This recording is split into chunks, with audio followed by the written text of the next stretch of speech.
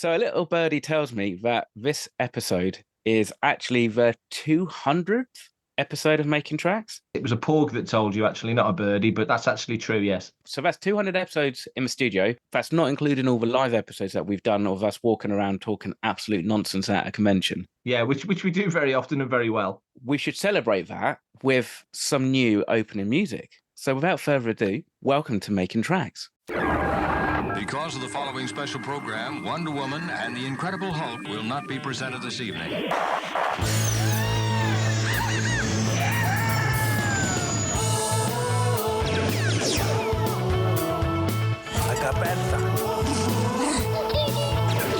It's time to get all your Star Wars news in a single file. That doesn't sound too hard. Boom! This is Making Tracks. This is the way. Here are your hosts, Mark Newbold and Mark Mulcaster. I know these people. They are brutal. Does this look Jedi to you? That's not how the Force works. They'll never see it coming. Count me in. So you better get used to that opening music. That is by Blues Harvest. If you've ever been to Star Wars Celebration in Chicago or in London, you've seen Blues Harvest play at the 501st Bash and at Cantina 1 and 2 at the O2 Arena. Mark, what do you make of that? I thought it was really fun. It's always a risky business, isn't it? When you go, let's change things up a bit. Let's change the open music. It's such a cool track, isn't it? You know, it's such a clever idea. I suppose, in fairness, it's a clever idea what John Williams did with the original, like, Augie's Municipal March anyway, by turning the Imperial March into a major key and giving it a completely different spin. Super fun. I really like it. Yeah. Completely. As numerous ex-girlfriends have told me, a change is as good as a rest. So it's nice to do something new like this.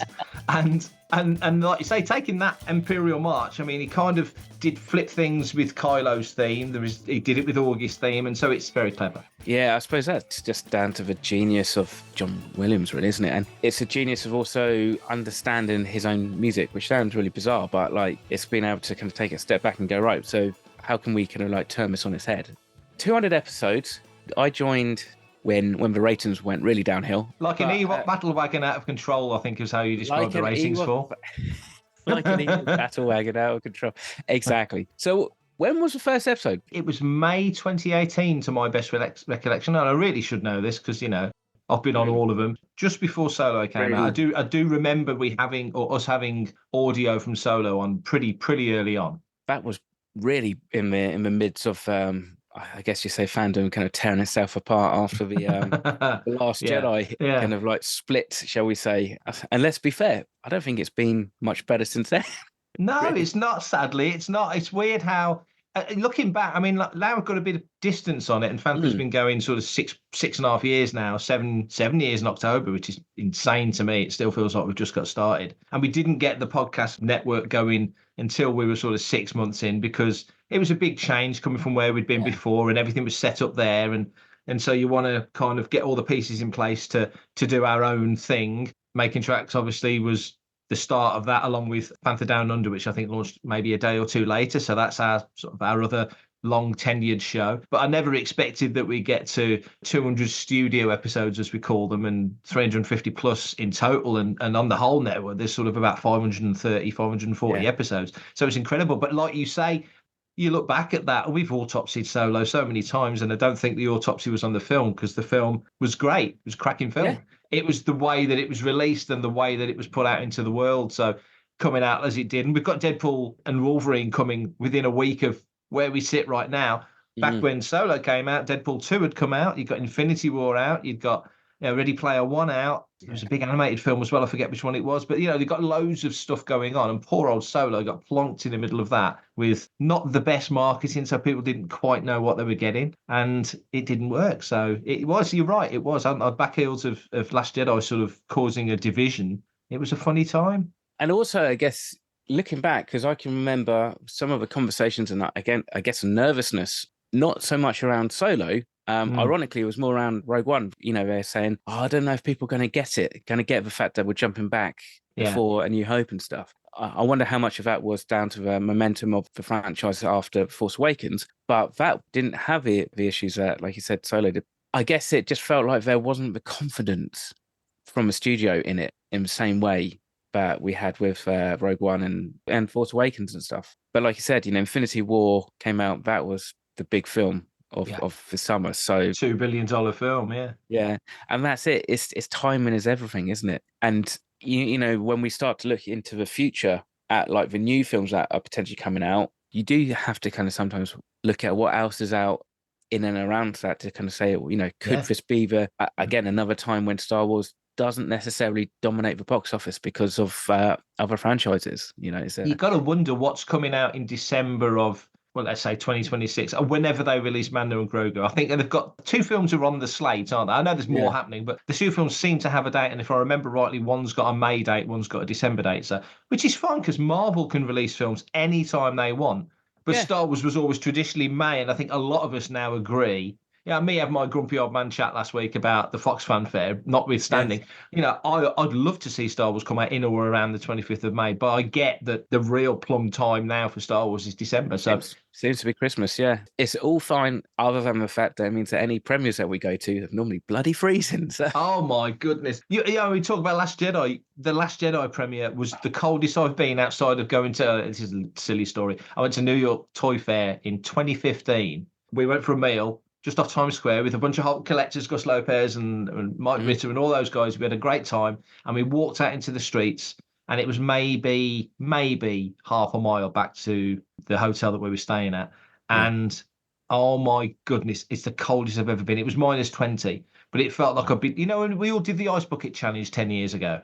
Yeah. I can't believe that's 10 years ago. You know how like the moment of shock, it was that sustained for 10 minutes. Wow. It reset my brain. Never been anywhere that's been that cold. And I've been to Finch twice and it wasn't that cold. The coldest I've been, other than at that premiere, and I was pretty cold and I knew that it was going to be cold. So I had thermal layers on top of jeans and stuff like that. When I went to Florida for my honeymoon back in whatever year that was, I can't even remember. So we got married in Venezuela and it was 37, 38 degrees. And then I asked my then wife, what do we need to take to go to Miami and Florida for the honeymoon? She goes, well, it's going to be a little bit cooler, but you should be all right with just a hoodie. Get there, and it was 20 degrees below the average for the time of year. So we were at Epcot watching the fireworks in the evening, and it was like -3. This is bonkers. I mean, admittedly, it was December. The whole of Disney was in their kind of like the winter Christmas decor anyway. But I was just like, this ain't right. So all I can remember was all the news channels, or the local news channels, were completely fixated, worrying about the orange crop, in making sure that the oranges weren't over frozen stuff. And it's like trading places. Yeah, experts were coming in and saying, oh, don't worry, because it'll freeze and then it'll be fine and stuff like that. And I was like, this seems really weird, and I think partly it's just down to having gone from such a hot environment to then suddenly a quite cold environment. It's like, wow, it's contrast, isn't it? Yeah. So, I mean, I haven't been to Finch. It's kind of on my list. Your photos and Matt's photos and stuff like that from Finch and stuff. I'm kind of jealous that I've never been there. You need to do it, mate. For my liking. Yeah, it's very cold. It's very cold. I mean, the 50th anniversary is in 2029, so like 5 years away. I say 50th anniversary of filming it, not the film coming out, of course. So that's probably the next time that we'll go. And we did it 6 years ago. Literally, Fantha had just really got started. It was one of the very first things we did in early 2018. It's before making tracks before the network started. So it's such a unique location. And as I've said to a few people before, you never take it for granted hopefully you don't. You're a fool if you do, but hopefully you don't take it for granted because you can sit down, as I've said, you sit down at the breakfast table and look out the window, which looks like a Macquarie matte painting. And then you look down and have a bit of pickled herring or whatever. And then you look out the window again. The lights change, so it looks different. It looks like a different painting. So continuity-wise, I can't imagine how they would have made it work. I mean, they did make it work, but how difficult it would have been. That's where I think the volume comes into its own. Yeah. You couldn't replicate the wind and that crispy, cold feeling of the light, that you couldn't replicate that. But certain shots you probably would have some control over. I better mark my calendar, 2029. 2029, I'm holding you to that. We'll be on episode 500 by then, so I'm holding you to that. Hi, my name is Amy Sang, and you're listening to Fantha Tracks. So, as Fantha Tracks followers will know, we were at London Film Comic Con a few weeks back. We had a fantastic time. It was one of the most fun LFCCs we've had so far. Fantha were involved and were hosting on the second stage. And on the Saturday, one of the interviews we did, in fact, the first one was with Natalia Tena. She played Xian in The Mandalorian. She was Osha. in Game of Thrones. She's been in loads of other stuff, including playing Nymphadora Tonks in the Harry Potter films. So here's me sitting down with Natalia bright and early on the Saturday morning of London Film and Comic Con, talking all about her career. How's the show going for you so far? Good. I just kind of got here, so I'm kind of just waking up. I'm excited about having my first injection of coffee and chatting to all you guys. Hi. Which is always good. We all need coffee. Where shall we start? You've had quite a varied career. Yes. Where did it all start for you? Where was the beginning? What was the genesis of you doing this as a career? It was a film called About a Boy. And Great film. I was a kid, man. I was like, maybe, I feel like I just, when's GCSEs? So I think I got the job when I was 15. I remember doing my GCSEs at the same time as filming that. So it was around then, yeah. Yeah. And how did you get cast? It was the usual process of... No. I was at boarding school, which was actually very like Harry Potter. It had like, without the houses, very artistic and no uniform. And when you got in trouble, you had to stay in on the weekends. So I smoked. I was a child. I had like dreads and lice and whatever. And I was always in trouble. And I always had to stay in on weekends. And that weekend, they had a casting in the drama department. And the drama teacher saw me coming out of a bush, obviously having gone for a fag. And he was like, instead of getting me expelled, because I was on my last thread, I was on the last bit, and I was like, they were going to shut me out. Instead of getting expelled, I got a job. Which is a good way to take really, things. like, my life could have gone very differently if it wasn't for that amazing teacher. So that gave you the bug? That gave you the bug? That was the thing that really hooked you into wanting to do this? No. What put me into doing it was doing my first play when I was 19. Oh, wow. What was that play? It was called Gone to Earth. Yeah. And it was a theatre company called Shared Experience. I think they still do loads of stuff, and it's kind of very physical. It basically was like my drama school, I'd say. Yeah. We toured everywhere, all around England, all the big theatres, and it's like, oh, this is what it's about. This is the dopamine, lunatic, adrenaline hit. Do you think you needed to do stage work? Because stage and screen are so different in the process. Do you think you needed that to really lure you in? I think definitely. For me, yeah, 100%. 100%. Or maybe like be a lead in a film, but I was doing all these smaller parts, and it was just kind of, it was a lot of waiting. I didn't really understand what was going on. Especially because you never film in sequence. And as a kid, I was just like, what is happening? I'm bored. And then suddenly I did theatre, and it's like, oh, and it kind of all clicked into place. Is that, for an actor, all strikes, not acting a stitch in my life, that when you do a play, it's a linear thing. You're going from point A to Z. Whereas a film, it can be bouncing all over the shop. 100%. Like one day you're filming the end, or you start with a random sex scene with someone you've never met. It's all bizarre, Yeah. But with theatre, it's kind of, and also you kind of work with everyone for ages, so you feel like a family. And I don't know, even if you're nervous, like on set you can get really nervous maybe, but on stage, because you're all together as a team, when the curtain goes up, you're like, we have to do this. We all have to depend on each other, and we just do it, and it's a different thing. A totally different sort of adrenaline? Yeah, 100%. Yeah. It's like playing music live versus recording it. I suppose when you're on stage, you've just got to, if the line goes, somebody forgets their spot, that dude is so comfortable. Yeah. There. She's bored now. She's bored. She's done. She's absolutely done. You've just got to wing it then, haven't you, on stage? You've just got to make it work. Yeah, I mean, that is one of the scariest things. There are moments. It usually happens towards the end of, like, and it happens actually as a musician as well, because I've got a band called Molotov Jukebox, and it's like, when you know a song so well, or when you've been doing a tour, and your body is kind of on muscle memory and tired, that suddenly sometimes you just blank, and you're like, and there's nothing. You just zone out, and you're like, oh my God, I don't know what to do. I've forgotten songs I've written and I've played 1,000,000 times, and it's so scary. You're singing the first verse 3 times. It feels like 10 hours or like an hour, but it's maybe 10 seconds, and you guys don't know. But for you, it's like it's proper in the pit. It's like, what is happening? You've been in some fantastic franchises. How is that for you as an actor? Because you did these different roles, you've done theatre, you mentioned the music, I was going to get to that, so you mentioned the music, and so you've got all these different strings to your bow. You go to a franchise, and that feels like a totally different world, because you're entering something that's so big. Let's pick Potter, for example. You walk into that, it's already established, it's a book, now it's a film. Yeah. How is that for you? You're slotting specifically into certain places in franchise films, aren't you? I didn't really know what Harry Potter was when I joined it. I was just like, what is this? It was like the studios were just enormous. And then I kind of got into it. I think it's usually when you go to premieres or when you come to stuff like this, And you're like, I can't believe people want my signature. What the fuck? Or like the premieres, which are just mad. And that's when you it really hits you, like the kind of level that you've stepped up in something. Yeah. And when you're in the mix of it, I guess it's a role like any other role. Yeah, it's just a role like any other role. You get up really, really early. You hopefully have really lovely cast members, crew, and you just get on with it. Yeah. And as a process, because that film was so big, all of them were so big, the franchise, there's fans all around this room today that love what you did and love that franchise. That's an additional thing as an actor that you don't go into acting to think, that's something I'm going to get, but... Yeah, absolutely not. You're just like, I hope I will be able to pay my mortgage and have fun. And, so yeah, it's really amazing when you do get those jobs that can help you generate more work. Yeah. Oh, that's an interesting thought. Yeah, I suppose it is. It's a profile thing as well as anything. Yeah, isn't it? 100%. Yeah, like Harry Potter, like that. If I hadn't done that, maybe I wouldn't have got an American agent who then wouldn't have... I mean, no, Game of Thrones was before that, but it's like it all generates towards something. Yeah. And it's and then, for example, you can, you're in these franchises, but then because of that, maybe a cool director is like, I want to do an indie film with you. So it's, yeah. It does always seem like it's Robert Downey Jr. type goes one for the franchise, one for the Marvel, and one for me. Yeah. Is that kind of how it goes? Yeah, it can definitely be like that. Yeah. But actually, there's an element. I used to really panic about like, fuck, I need to work all the time, and weirdly, the pandemic really chilled me out. In what sense? In the sense of like, I realised past Nat had made some good decisions. She hadn't spent all the money. She'd done some saving, and I'd made and I'm like, actually.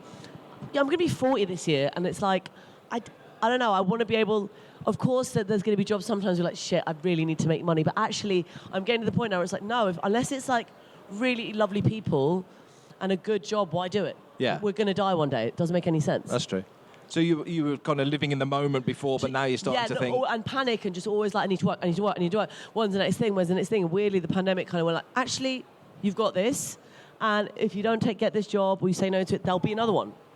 Hopefully. Well, yeah. So I suppose as an actor then, because you want to build a CV of work, a body of work, you want to show your versatility, and from a very practical point of view, you want to pay the mortgage. Now you feel like you're at a point where you can be a bit more judicious and go, actually, I'm going to focus on that. Yeah, and also I think because I've got other... Now, as I've got older, I've got other ways of generating money. It's not like the only thing that I'm like, if I don't get this job, I'm going to die. And also, like, again, like in the pandemic, like, I started doing random jobs everywhere. And I'm like, you know what? I'm not going to starve. Like, actually, I can just go back to nannying or go dog walking or, like, I don't know, help my fella do events. So there's always an element of something you can do. Yeah. You mentioned Molotov Jukebox. Yes. Tell me a bit more about that. It's a band that I've got. I play the accordion, and my fella plays the fiddle, and it's kind of a tropical gypsy band. I've got lots of trumpets. It's tropical. I love it. It's amazing. Love it. It's very fun. It's very, very fun. We haven't written a new album in a while, and I'm hoping next year we're going to get that done. It's just, it costs a lot of money to make an album. Yeah. Especially the drummers, man. Getting a drummer. Everyone else you can record in a room, but drummer, you've got to get a studio, and you've got to get an engineer, and that's like 10 grand, like, And what was the genesis of that? You've always been into music? That's been your thing all the way? Yeah. I've been playing music since I was, I don't know, a baby. Child, yeah. And what did you start playing? Piano. Okay. Yeah, and then I did all the grades, and I was like, I hate... Because that's the thing. I was 5, like from the age of 3 to 5, I begged my mum. I was like, I want to play piano. I love rock and roll. And then actually, I started learning piano, and the only options are classical trained music that killed my love of everything. Right. And then like years later, I was in a play where I was a trapeze artist with an accordion, and it kind of regenerated my love for it. Because doing all the exams and everything, it's just, I don't know, for me, it doesn't work. Yeah. It's funny, we spoke to an artist, a lady over there yesterday, who in her art didn't want to stick to the process. She wanted to discover it herself. Yeah. And it kind of feels like the same thing. Yeah, 100%. Yeah. Game of Thrones. Got to ask you about Game of Thrones. Monster franchise. I've just started rewatching House of the Dragon yesterday. Yeah. Such a horrible day yesterday. I was like, I'm going to have chicken and rice and watch dragons. And I'm in my chicken and rice pot. One pot, great for washing up. And yeah, I really love the new franchise as well, because I'd forgotten it, so I really want to get in before I watch the next season. As an actor in a show like that, this is a totally off the cuff question. As an actor in a show like that, do you like to go and watch the whole thing and then see your part in it and kind of try and forget that it's you and take it in? Actually, I was thinking I want to rewatch all of Game of Thrones again, because I did watch it each one when it came out, and then I don't know, go to the kitchen and run away when my bit came out. I mean, you do have to watch it at least once, but it's just really, it's just a bit like, I don't know. It's like getting a smear test. Do you know what I mean? Like you have to. Well, I don't know what you mean, but I kind of know what you mean. Yeah. No, I always think of Samuel L. Jackson always says when people say, because it's a common thing for actors that I can't watch myself, and Samuel L. Jackson's like, hell yeah, I'll watch myself. Yeah, I mean, I think thing is you do have to watch. I think you learn by watching yourself. Yeah. But I don't want to do it on set because otherwise I think then I'd go mad. A lot of actors kind of want to check stuff. Sometimes it's good for like positioning. Yeah. You know, like look, the director will be like, look at the monitor. See, when you come in there, can you come in a bit more there? And you know, and give the look. That kind of stuff is good. Yeah. But if I actually start to really watch it, I'm just gonna think I'm shit, and like my self-confidence on set will go. I've got to just be like, I'm this other person, and that's not real. You know, I don't want to watch it again. Because you're worried you'll pull yourself out in the moment. Yeah. Exactly, by going, like just judging myself, basically. Yeah. But Oshie was quite a singular character, and she had a really interesting arc, and not the best end for her, obviously. How long were you on the show for? How many seasons was it? I did 1, 2, 3, and then they brought me in for the 6th one. For 2, I was so excited when they brought me in, and they were like, "Oh, you're going to be working with Yuan, who I already know quite well from something else." Yeah. Just 2 weeks, and I was like, "Really? 2 weeks, really? Just with that? Okay, I'm dying. I'm 100% being killed." I really wanted to wait to I wanted to get to the end. Yeah. But you have watched it all. You've seen it all. Yeah. So you enjoyed the whole run of just as a viewer, you enjoyed it. Yeah, I like all of it. The last season didn't do it for me. I loved the first 4 episodes of the last season. Yeah. I feel like the last 4, I think, maybe, I don't know, it just went a bit weird for me. I really want to rewatch it because I really didn't like it the first time, but maybe if I watch it all as a kind of body, I'll get it more. Yeah, I think so. I think these things are made for repeat viewing to a certain degree, 100%. aren't they? Yeah. So you're enjoying House of the Dragon? Yeah, I can't. That's right. I really... In an ideal world, tonight I'd go home. It's my mate's birthday, and she just had a baby, so I have to see her. Yeah. And I've made some Florentines, so I've got to go. But I would love to go home after today and just like sit there and have a pizza and just watch, just more. I want to finish all the season this weekend. You're a binger. Yeah, 100%. Yeah. Like when I get a day or a moment like that, I'm like, no. Or even sometimes when I'm just like cooking, that I quite like having like series on and just like it kind of relaxes me. What's your go-to binge show then? Oh, I don't have one. Whatever's like the next thing that's amazing. Yeah. Yeah, pretty much. Quite eclectic. Yeah, 100%. Yeah. Whatever's like there, I'm open to it. Oh, that's good. That's good. You were also in The Mandalorian. Yes, I was. We're rather excited about that because we're Star Wars folks. So how did that come along? Because you're in fairly early on in season 1, so it's all gearing up. It was a massive thing for Lucasfilm to take a chance on doing this. And obviously they come to you. How did that process all come about? I don't know. I just got that I just got the job. That's one of the few, because in Spain I get offered a lot of stuff. Yeah. But this was the first one out of nowhere where my American was like, they want you to just come. They just want you to be this woman. I'm like, who is this? And I kind of didn't know what they were, so I kind of rewatched some of the old Star Wars. I was like, oh, great. You weren't a Star Wars? No, but I hadn't watched it for a while. So right. But I did come to it late, actually. I think it was only 10 years ago that I watched all of them. What was the starting point for you with watching those? Can you remember which order you watched them in? I watched them in order. Oh, good. Yeah, I watched them. Which order? I watched them in time order. I watched them in time. Oh, God. I watched them in the order they were made. Fair enough. That's as good an order as any. Obviously now you've watched them, you know what they're about, and now somebody comes along and says, you're going to be a part of this. What were your thoughts then? Because there's franchises, and you've been in a few, so maybe it's not Virgin Waters for you, but Star Wars is a big deal. It is. I mean, I was really excited to be part of it. I would have loved to be part of the film, and I hope I come back. That's like my... Because I'm not dead. No. So maybe I'll come back. For everything in one location, daily news, reviews, interviews, podcasts, video, and social media feeds, bookmark FanthaTracks.com for Star Wars news 24/7, 365.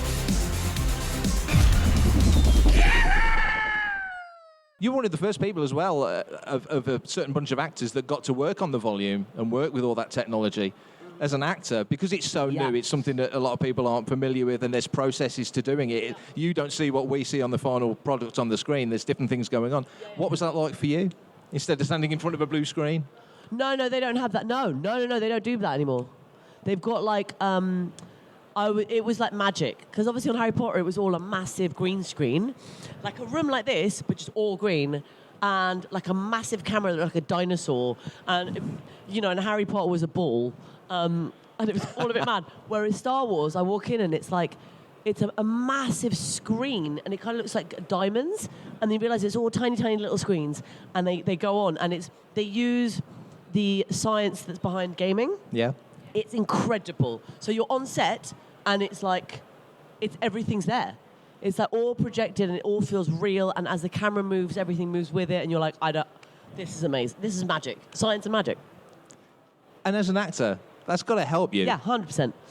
Being immersed in the world. Yeah. I mean, visually being like, okay, this is what everything is, rather than when you were doing this green screen the whole time, like, someone's down there with a megaphone, right, so, yeah, Harry's veering left, yeah, you're excited now, you're passing, like, Big Bet, and you're like, okay, you're kind of trying to act and think and imagine, and this is just like, it's all there. Yeah. So in terms of direction, you're not being fed what you're seeing, you are literally... you're literally seeing it, yeah. Yeah. And Xian, I mean, she's quite spiky, your character. Yes. She's full on. How was it getting into the role of that? Because there's no filter on this character. She's really quite full on. I can't remember. I mean, I kind of went for it. I think a lot of it definitely went for it. When you've got, like, the gear. Yeah. I think also that day 2 I had to do the day 2 of filming, I had to do the fight scene. Yeah. So basically I got there and I immediately had a prosthetic test, and I had, like, loads of, like, knife tests, and I was like, the physicality, that really helps. Because I'm like, oh, okay, this is how it's just going to move. And it kind of then built into that with the kind of visual stuff. Yeah, and the prosthetics, you mentioned that. I mean, that's always a challenge for the prosthetics. That's quite a challenge for a lot of actors. Yeah. How was it for you? No, this one was fine, man. And actually, so I've done stuff in America where just normal, natural beauty makeup takes a fucking hour and a half. What? Whereas this woman, Xian, was an hour. Really? Yeah, an hour. Being purple, do all the stuff, the teeth, the thing, an hour. And on set, are you purple? Because I know the cameras can pick up different things. Are you actually the purple we saw on the set? I was purple, yeah. How did you feel about that? Love it. Yeah. Why not? Why not? Right, being a berries are cool, it's good. Yeah. It's great. And then, of course, all these franchises, Game of Thrones and Harry Potter and Star Wars and such, brings you to places like this. Yeah. I guess it's a bonus. A lot of actors don't get that. They don't land in those kind of things. I know, yeah. And I also, like, I love the fact that, because basically as an actor, an actor once told me this, you're really lucky if you keep one good mate from each job. And even if you keep a good mate from that job, you're like, oh, mate, come to my birthday. It might be a once a year thing rather than, like, seeing them regularly, because we all have lives, we get taken all these places. I love conventions because I get to see all my mates again from these jobs. Yeah. And we get to meet all of you guys, and sometimes, like, I live in London, but, sometimes they're in all these other cities that you're like, wow, I've never been to this place. It's great. I love my manager. He's really fun. Well, that's good. Is it a thing where actors do lots of jobs and it's a one role here, one role there, and you don't get to connect with people as much, whereas maybe if you do a franchise thing, you do get to connect with actors more or crew more? I don't think it makes a difference. No? No, because I think I've done some indie films where it's like those people, because it's such a small set, become absolute family. And there's that franchise that, because it's so big, it's just like, I don't know anyone here. Yeah, because you're in the trenches together trying to make it work. Yeah. Do you kind of prefer that? Do you like that? I like both options. Yeah. You're also in Black Mirror. Oh, God. That's been a while. Yeah. Wow. I mean, that's quite the show. I find it a bit anxiety-inducing sometimes. Yeah. Do you guys get that? Like, you watch an episode, you're like, oh, God, no. It's like too much. It's so well written and so well done that it's almost like a horror movie, basically, for me. That's interesting you say about it being so well written. Do you feel an extra responsibility when you pick something up on the page and go, wow, that nails it? Does that weigh on you a little bit? Say it again? If you read a script and you think this is absolute gold, is that more of a pressure on you? Or do you just still... No, I mean, I'm just scared, whatever. But if it's a good script, it's really exciting. Yeah. And you're happy just to go for it? Yeah. And you like throwing yourself into roles. I mean, clearly, just full on... I think every actor does, otherwise they wouldn't... You can't not, basically, I think. Doing this profession, you have to. Yeah. So the randomness, the variety, that's what makes it all work. Because you get some actors who've been in, I don't know, I'm not picking on shows, but Coronation Street for 60 years, and that's great, but if you want to do variety... Well, I think it was much harder in the old days, even like in my lifetime, to be able to do stuff like Coronation Street and then go into other stuff. Yeah. Whereas now I think an actor could very easily have a good, solid, like job, like Shameless. You know, those people that Totally. do those jobs, and then when there's a bit of time off from filming, they can go and film a film. Yeah. It's changed because of all the platforms that are open now. It's really made actors be able to do other stuff and not be pigeonholed. Nope, you're a theatre actor, you're a coronation star. I think it's made it a bit better. And the delineation, I'm not picking on Corrie, by the way, I love Corrie. The delineation between film and TV has narrowed tremendously, hasn't it? 100%. I remember when I first started out, and I was like, look, I'm only going to do film or theatre. I remember thinking that when I was like 20. Yeah. And now I'm like, no, that's mental. Like, I would love to get a good series, you know? Yeah. Like, regular, Monday to Friday, you feel like a normal person. Yeah. Do you be ready for that? If something... Yeah, I've done it in the past, and it's really nice. Yeah? You can plan your week. I'm like, oh my God, okay, I work Monday to Friday. Saturday I'll do softball. Sunday I'll go to the pub. You know, it's like you can actually plan a universe, whereas usually with actors, you're like, I have no idea what's going to happen next week. I think when Ewan McGregor did Kenobi, it was filmed quite close to where he lived, and he said he loved that he could just go home and chill with the family. Walk home, great, it's wonderful. John Wick 4. Yes. How was that? I mean, another franchise. There's another massive franchise. That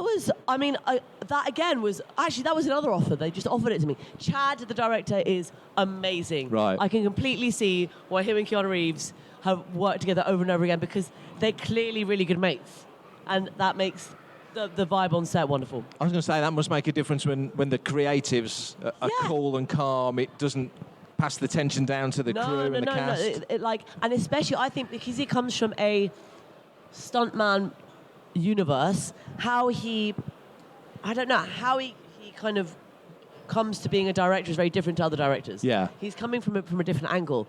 And it's I thought it was a really positive, really fun, healthy angle. So it's a different choreography, if that makes sense. It's a different... It's not how he spoke to you or how he directed. It's just like how his brain is thinking in a different way. Is there anything you've not done yet that you would really like to take a punt at? Because in my research, I saw you once busked on the underground. That's not easy. Sorry? In my research, it said that you once busked on the underground. Yeah, I mean, I busked loads. I've busked so much in my life, yeah. And that's hard work. That's not an easy thing, is it? No, it's not. I think actually every musician should do it.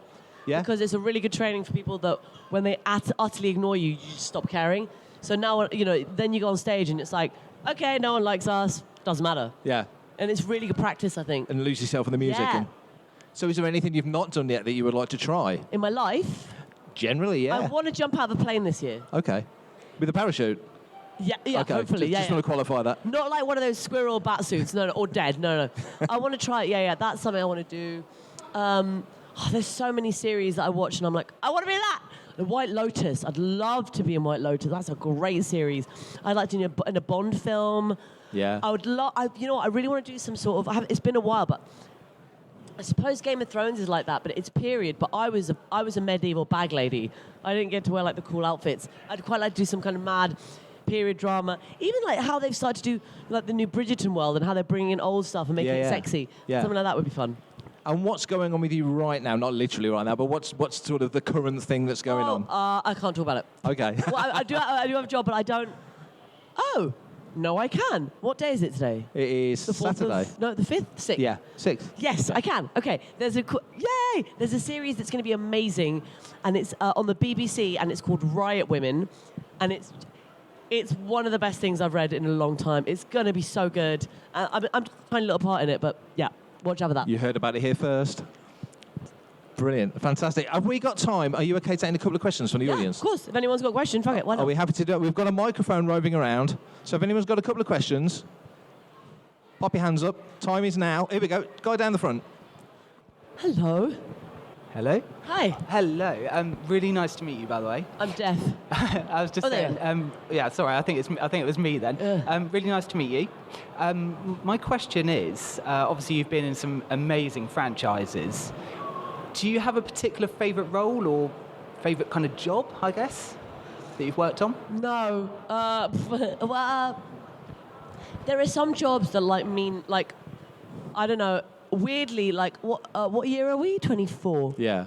Okay, 2013, I had this magic summer where I did 2 amazing films. And I remember that, weirdly, I remember it so well because one of them was in London. We filmed a whole month in London. And it was sunny every day. I remember getting up early, going for a run. It was like one of those beautiful summers that I remember. And I had some amazing gigs that summer as well. And it was called Super Bob. And I loved that. And then I went straight from doing that to Spain to do my first Spanish film, 10,000 kilometers. Those 2 jobs, like, when I think of that summer, yeah. I remember actually when I finished those 2 jobs and I got back in September, I had like a mini depression for a week. I was like, what? That was like one of the best summers of my life. How am I meant to move forward in my life? And now winter, you know, but yeah, so then those 2. And is it random little things that stick with you when you do a production? Is it the moments offset that work, or is it the moments when you're rehearsing, or is there every little moment you go, oh, I remember that so well? Yeah, of course, but it's not one specific thing. It could be any of those. It depends on the job.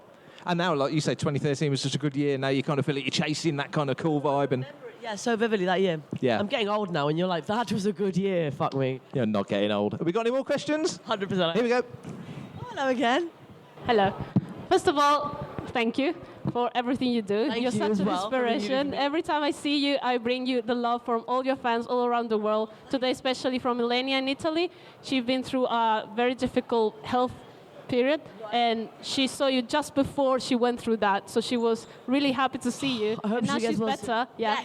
Yes. So my question is, because you've done a lot of space thing with Origin as well, and then Again, sorry? a lot of space stuff. Space. Yeah. Origin, and you love sci-fi. Yeah. And you've done Star Wars as well. Is there any other sci-fi series that you would like to be in? I mean, I really wanted to be in Wool when they made the film. They called it Silo. I was heartbroken. Yes, I texted to him, and he said that she might called you. Oh, I was heartbroken. But yeah, weirdly, I like a lot. The Foundation looked really cool as well. I haven't watched that yet. Oh God, there's so many. I can't even think. I will say though, I never want to go to space. I think space is terrifying. I don't want to go there. It is cold and dark, and there's no air, and I don't understand. It's terrifying. But I love sci-fi. No interest in following William Shatner up into space? Absolutely not. Absolutely not. I want a picnic on the heath. That's good. You'll skydive. You'll go to a certain point. Yeah, 100%. Yeah. And sea, I love the sea, but up, no. The sea's full of sharks. It's overrated. Any more questions? Oh, chap at the back. There you go. Mike's just coming to you. Mike's just behind you.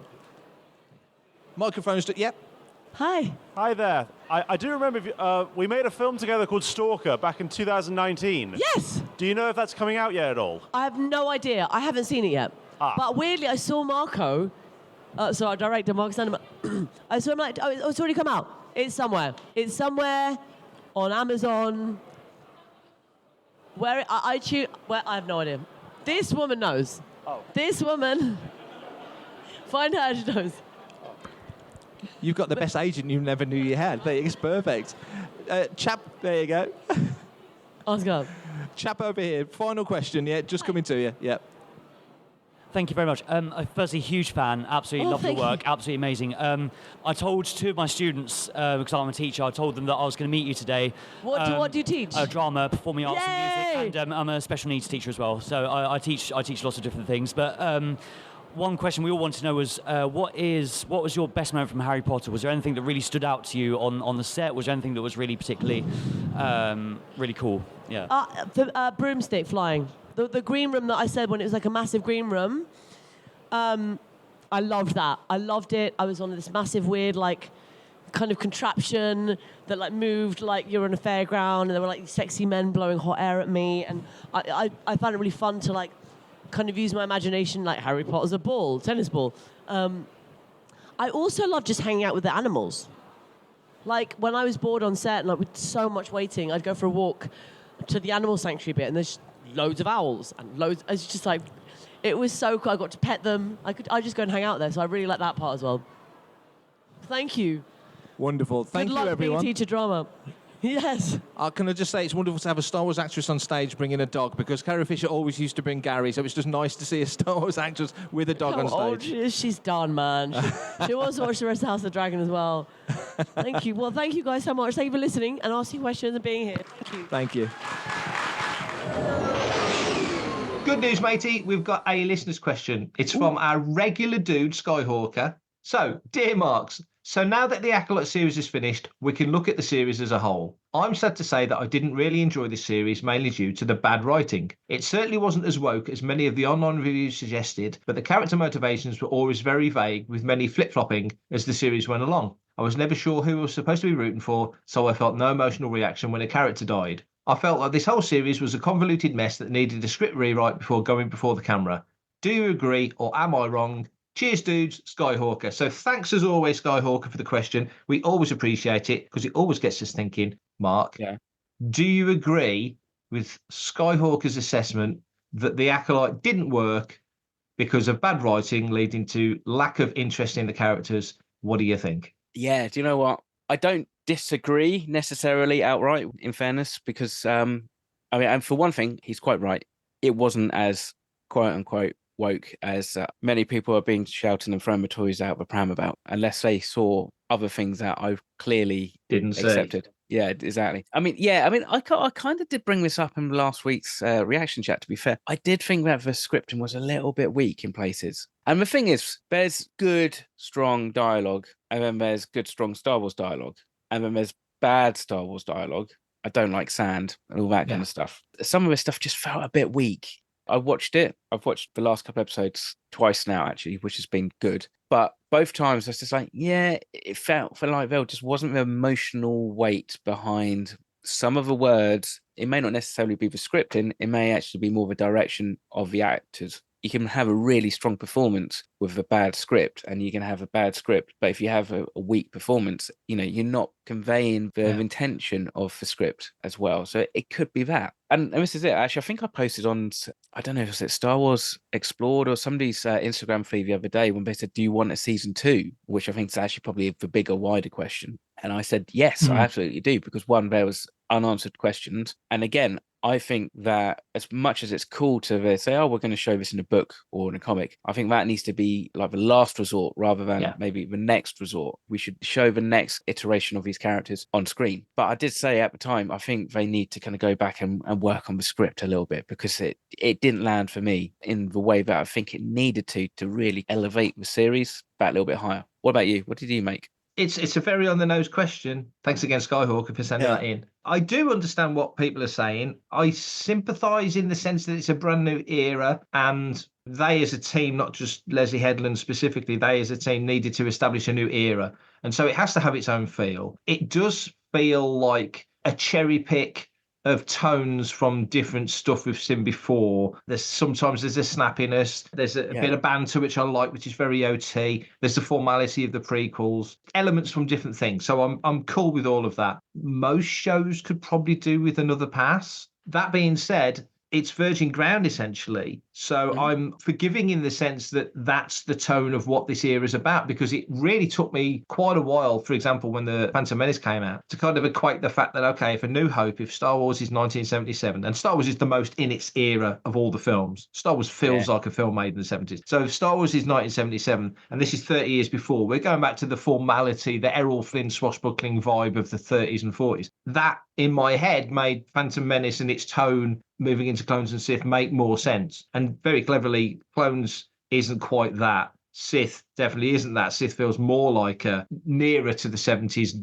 vibe than Phantom Menace does. So I'm hoping that, I'm hoping there's a season 2. And I'm hoping that, again, I mentioned, we were on a roundtable with Leslie Headland the other day, and I said, if this is your Phantom Menace, if this is your episode 1, have you got ideas to move it forward and do other stuff in the future? Leaping through this chunk of time, and she said yes. So I personally hope that the next time we see this, Kamir and Osha, they're the guys that are in it. I thought May and Osha were hugging. I thought she was just going to run her through like Kylo did to Solo. See, whereas I thought that they were going to kind of somehow merge together. Oh, into one person. And like one of them almost absorbs the other, and whoever absorbs the other is basically the stronger dominant personality. Yeah. That was kind of my thought. That's where they were going to go. But maybe, it doesn't quite work, really. That's a good point. But I think, like Skyhawker says, if you're not connecting with the characters, it's hard to care when they die. Now, I really did connect, especially with Jecki. I thought Jecki was fantastic. Years ago, it was Ben Quadraneros. Then it was Therm Scissor Punch. It's, then everyone was all about Porgs. Then it was Nubs Nation. Star Wars loves its hashtags to get the social media thing going. The latest one, really, the big one, was the Yord Horde. Yeah. He had 5 weeks of Yord Horde, and then you retire the hashtag, basically, because you've retired the character. But if you cared about him, and again, you're in your 40s, I'm in my 50s. We've both been in Star Wars for a long, long time. I can't be too salty about everyone and their mom talking about the guns on Manny Jacinto and look at him and isn't he gorgeous, yada yada, in a world where we can't say, wow, wasn't Carrie Fisher hot as Slave Leia? Because there's no denying she was, but you can't say that anymore. back in the day when I was younger, much younger, I was all about Carrie Fisher. You know, she was one of the attractions to Star Wars for me because she was gorgeous, and every kid of a certain age just fancied their pants off her, and it was just that was the world that we were in. And so you can't be too sour on people being attracted to Star Wars and really going nuts about being thirsty for whoever, because if that's one of the attractions, that's kind of in the plot. There's this seduction thing. He's like there is this underlying seduction. You're right. So it's another thing that draws people in. So if you connect to those characters because of that, they've kind of got you because that's what they were going for. So you can't be too sour about that. No, exactly. I mean, things I can remember before that, was it Night, the episode, or Day? No, it was Night, wasn't it? Yeah, back when they all, that was a big call. I remember watching a bit of a catch-up before that, and I was like, I hope Jackie dies because she seems really weak and naive and kind of underpowered and stuff. So then to have that change, that was cool. Yord, I don't quite get what the appeal is, obviously, on any level. But that wouldn't mean to say that if they were to say, do you know what? We're gonna do an adult or even a YA novel about these characters just before the Acolyte. Yeah. To maybe get into their heads a little bit more. I'll be up for that because I didn't feel like we spent enough time with him. So I might have been slightly more Yord Horde if he had stayed around and if he had put out a better fight than he did. Well, in that round table, Leslie was actually asked a question about that. You know, would you want to do more with these specific characters? And she was like, oh, hell yeah, I'd love to. And it turns out Yord was the character. Back when I was writing fanfic in the 80s and role-playing like West End game stuff, and I always played Jan Lamona, the smuggler, Yord was one of her characters when she was role-playing. I so wish I'd asked her what system she played. I think it's probably Wizards, but I don't know, maybe she played West End, I don't know. That's the best system for me. But anyway, that was a character that she brought through with her. It was her fanfic character, essentially. She brought him into the show, you know, and did what she did with him, and that was always the intent of that's what she was going to do. So she's definitely got more history about Yord and Jackie than we've seen. And so to your point, I hope that we do get to expand. You know, season two, if season 2 doesn't happen, then we probably will have to rely on maybe a phase 4 books and stuff to fill in the gaps that we never got. But I think you're absolutely right. I want books to supplement and comics to expand, not to be the story. I want them to be the nice spin-off extra bit of, did you know in this issue of such and such that this happened? That's great. I love that. And that's where the Acolyte did pretty well, isn't it? They did do, we're going to take the Barish Vale from Darth Vader comic. And that's cool. And Basil, his species is from like the Han Solo.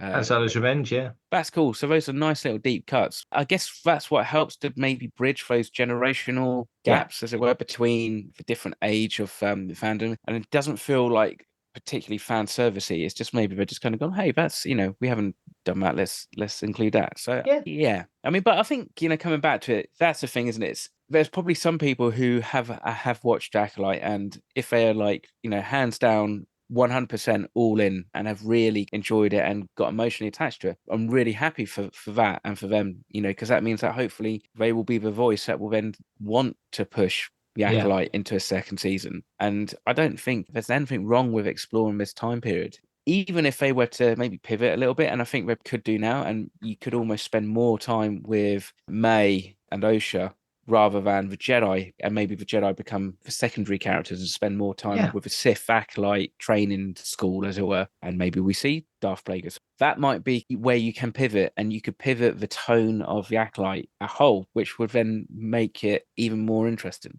Because they've took this bold step to do this era, now there's 8 episodes out there, and we're into phase 3 of the High Republic, and there's obviously a gap between the two things there. But now they've done it, and it's out there, and it's got eyes on it, and it's on Disney Plus, and everyone's going to have their opinions on how well it's doing in the ratings. Only Disney really know, and they're the only ones whose opinion matters in this instance. I kind of think they should double down. We don't know what animation's coming next. We've probably got more Visions coming. We've probably got more Tales of the Jedi or Tales of the Sith or of that ilk coming. Great. Stop releasing them all on the same day, please. Can you release them weekly? I'd much rather have it weekly. I think they deserve the attention, to be frank. But I don't know what other animation is on the way. Let's do something in this era. Let's get some animation set up in this era and start really expanding, because they never expanded the Mandoverse beyond what Filoni and Favreau control. And that's fine. This is more about an era. And as an event, I would argue what's happening in the Acolyte is bigger than what happens in the Mandoverse. The Mandoverse is more action. It's more focused on smaller, specific things. And we kind of know the end place. Well, we know the end place of Acolyte, but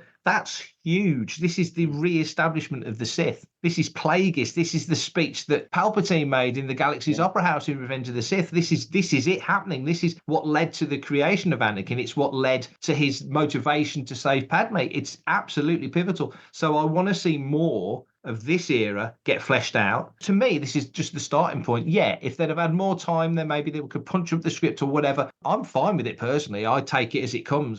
But I get why people are, because we're so used to 47 years of Star Wars being snappy like this, or whatever tone you want to go for, that Mando is very lucky in the sense that it completely carries on with that OT vibe. Andor could have done it, but it's gone for a more adult tone. I don't think Andor would have worked. 77 vibe. It needed that more weighted deliverable that you get from the prequel trilogy, slightly more thought out and considered before people, I mean, it's politics, isn't it, at the end of the day? Exactly. And that's where you say politics. Sorry to jump in again. We had a conversation ages ago. It's on one of the episodes way back when, about what sort of show do you like to see if that hasn't been made. And I think I said, I'd love to see a show where you see Palpatine's rise to power through the political corridors, sort of a West Wing or that sort of political Veep. That's what I was trying to think of, Veep. And watch how he manipulated the pieces to get to where he was at the start of, Phantom Menace, essentially. Maybe part of Leslie Headland's plan. I don't know what her plans are. She's probably only sketched them on a bit of paper like George did. But, maybe part of that plan to take you to Phantom is, well, okay, you've got Plagueis in play now. You've got his two acolytes. I think in season 2 of The Acolyte, he's going to pit them together. One of them's going to come out victorious out of the two of them. He can't have two acolytes. He's going to have one acolyte because the rule of two's got to be established in the yada yada. Certain things work and certain things don't. And we know Palpatine comes after this, so he's not in play quite yet. Although saying that, it's not in canon how old he is. It's only in Legends at this point, so they could change that if they wanted to, but I don't think they will. But that being said, you could move forward through the timeline, and part of this whole acolyte, waggling the air quotes, thread to Phantom Menace is Palpatine getting on the political ladder on Naboo, working his way up as a senator, getting into those places, using his charm rather than skills and talent, to get where he did, because he's a charismatic character that drew people towards him, and he just picked the right moment to make his play for Supreme Chancellor, and we all know what happened after that. Mr. Skyhawker, thank you very much for sending in probably your 200,000th question. If you want to be like Mr. Skyhawker and get a shout out and a mention, send in your question. Be it a pointed question, be it a not so obvious question, just a thought, a theory, long, short, doesn't matter. It's all good. That means that you send in a voice note or an email. That's fine with us. But I suppose you're going to need to know. And if you don't know this, because this might be your first episode, and if so, welcome. Mark, can you let everybody know how they can get in touch? I certainly can. This is how you can do it. Email radio@fanthatracks.com. Head to links.fanthatracks.com for links to our social media feeds, Fantha Tracks TV and Fantha Tracks Radio. Thanks to James Semple for the Fantha Tracks intro, Blues Harvest for our Making Tracks opening music, and Mark Daniel and Vanessa Marshall for our voiceovers. New episodes drop Tuesdays and Fridays at 7 o'clock UK time. Our weekly news show, Good Morning Tatooine, goes live Sundays at 9 o'clock UK time on Facebook and YouTube. And remember, Fantha Tracks is absolutely free, so it costs nothing to stay updated on all the latest Star Wars news. And that's me done for this episode, Mark. Brilliant. Thank you very much for those who have stuck around and listened to the whole episode of Making Tracks. Well done you. Obviously, no reaction chat this week because, well, there's nothing to talk about. But we will be back very soon, hopefully, with our wash-up episode for the series for The Acolyte. Put a bow on it. And there might be some further conversations on some of the topics we talked about this week. So until next week, you stay safe, mate. Have a good, fantastic Star Wars week, whatever that is to you. And the same to you, dear listener. Stay safe, take care, and may the Force be with you. Coming up next on Fantha Tracks Radio, it's Planet Leia.